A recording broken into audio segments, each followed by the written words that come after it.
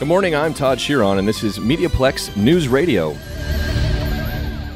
As part of its campaign platform, NDP Andrea Horvath has pledged a universal dental coverage program. They estimate the plan will provide coverage to 4.5 million people who don't currently have coverage. Small business owner Clarissa McGrath Mitchell says the announcement is nice, but she still has a lot of questions.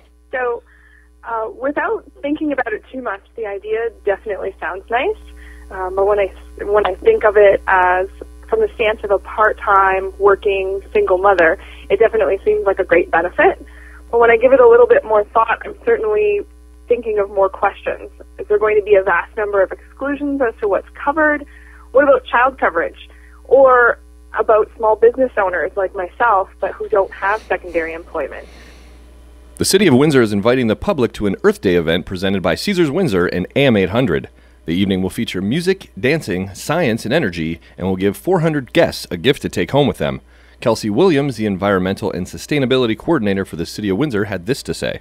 And it was a grassroots movement to bring awareness to the environment, because the environment is changing with things like climate change and just pollution. But there's things that we can do as people individually to help lessen those impacts or just make the world a little bit better. So having Earth Hour provides this place where you can go and chat with people about the environment and what you can do and why it's important. Transit Windsor is on the hunt for a new West End terminal. The current terminal on College Avenue is an isolated location which offers little in amenities to the riders. We talked to Stephen Habrin, the planning manager at Transit Windsor, as why their proposed new location makes sense. It's a more visible site, it's more inclusive.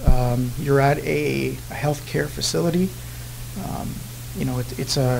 It's a fare generator, it's a draw, it's a public institution. So those are things that we try to look for when we try to locate, transit terminals. The proposed new location is at the Hotel du Grace healthcare site on Huron Church. Store owners have been skipping this street when it comes to doing business, but one of Windsor artists has set up shop in Ford City and business has never been better. Miller Hill has more. For many years, Drouillard Road has had a bad rep, deserved or not. Empty storefronts line the main drag of the historic Ford City Street. Melissa Carey, a volunteer with Ford City Residents in Action, says the residents, business owners, and the BIA are working collectively to curb that stereotype. We've been feeling collectively that we've been able to make way with that stereotype, so to speak, with the combined efforts of the BIA, the residents, and the committees.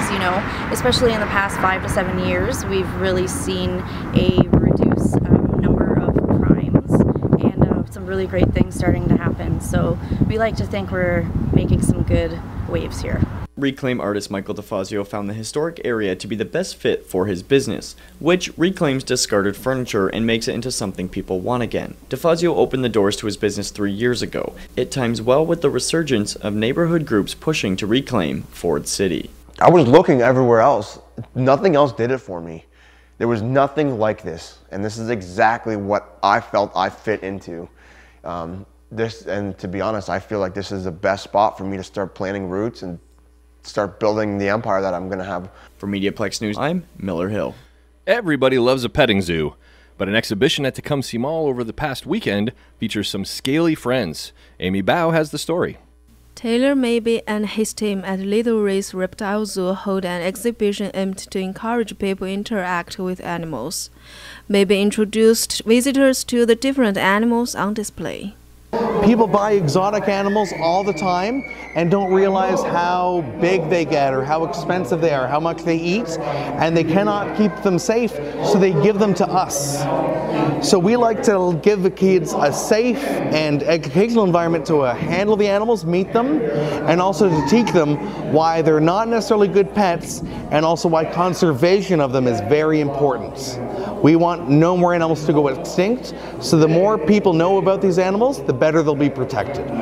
Maybe its goal is to get the public more engaged in the care and protection of abandoned pets and stray animals. For more information, visit our website, themediaplex.com. I am Amy Bao for MediaPlex News Radio. Now turning to weather, today we will have a mix of sun and clouds with a high of 5 degrees carrying over to a mainly sunny Tuesday. The clouds join the sun again on Wednesday with a slight drop to 4 degrees. Things will start to look up a bit on Thursday with a high of 7 and a mix of sun and clouds, which turn to sunny skies on Friday with temperatures holding at 7. But don't get too excited. Saturday's forecast calls for a chance of flurries as the mercury dips to 3 degrees. But it looks like spring is upon us as the daily highs are consistently above 0 and will jump to 6 degrees with nothing but sunshine on Sunday. I'm Todd Shearon, and you've been listening to MediaPlex News Radio. Thanks for tuning in and have a great week.